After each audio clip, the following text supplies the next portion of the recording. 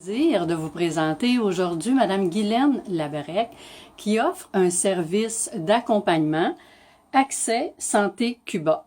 Alors Guylaine, dis-moi, qu'est-ce qui fait que un jour tu as eu cette idée-là d'offrir un service d'accompagnement comme tel? Bien, tout d'abord, j'ai subi moi-même une intervention chirurgicale à Cuba. Je suis tombée complètement sous le charme de la médecine cubaine. Là-bas, on n'est pas pris comme un numéro, puis on est pris rapidement. Fait que si on désire avoir une chirurgie, c'est tout de suite à un tiers du prix de ce que nous offre la médecine québécoise. Et quand tu parles de chirurgie, est-ce que tu parles de chirurgie esthétique ou de toute autre chirurgie? Tout ce qui se fait ici au Québec peut être fait à Cuba. C'est certain que ce qui est fait ici, comme un cancer, on est pris en charge rapidement ici par le service médical québécois. Fait que ça vaut pas la peine d'aller là-bas et payer. Mais par contre, tout ce qu'on est sur une liste d'attente, ça vaut la peine, c'est à un tiers du prix. Ils le font avec les mêmes normes de sécurité qu'ici. Maintenant, bien des personnes n'ont pas la chance de parler soit l'espagnol, soit l'anglais.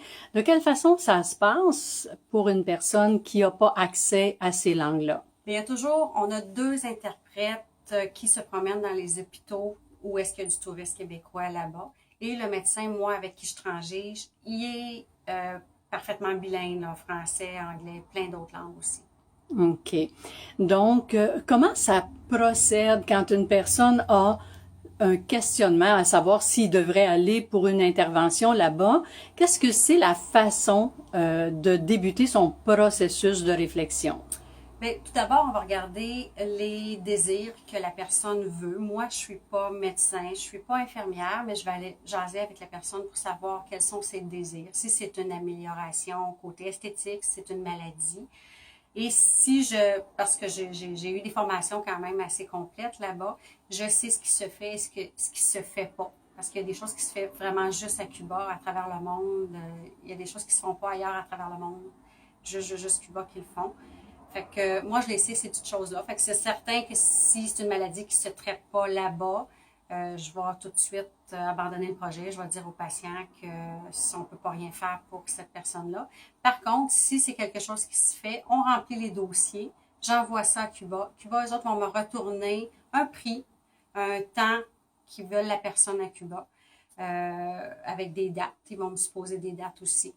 Est-ce qu'il va y avoir des examens entre ce processus-là? Oui, tous les examens qui sont faits ici au Québec sont reconnus à Cuba. Fait que la personne peut aussi apporter, si c'est pour des dents, on peut amener la radiographie panoramique. Si c'est pour une hernie discale, on amène nos radiographies, nos scans, s'il y a eu des scans ici. On peut toutes les emmener là-bas lors de l'intervention. Je peux aussi les faire parvenir à Cuba moi-même. Puis sinon, ils vont passer tous ces tests-là, ils vont les passer avant la chirurgie. Il y a des électrocardiogrammes, des prises de sang, il y a des examens pour le cœur, pour le foie. Ils font tout ça avant l'intervention chirurgicale. Finalement, Guylaine, on entend parfois parler d'interventions qui se sont données en dehors du pays et ça a été assez catastrophique. Qu'est-ce que tu aurais, toi, à dire par rapport à ça? Moi, ce que j'ai à dire là-dessus, c'est qu'une intervention chirurgicale comporte son lot de risques. Toute intervention chirurgicale, qu'elle soit faite au Québec, qu'elle soit faite à Cuba, qu'elle soit faite dans un autre pays à travers le monde, ça comporte des risques.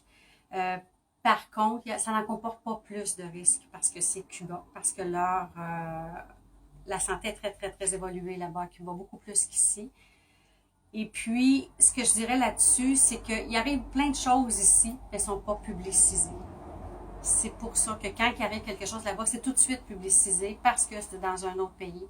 Mais ici, il en arrive plein de choses qu'on ne sait pas et qui ne sont pas publicisées. Écoute, alors, merci beaucoup des informations que tu nous as transmises, Guylaine, et plaisir. bon succès dans ton entreprise. Merci beaucoup, Diane.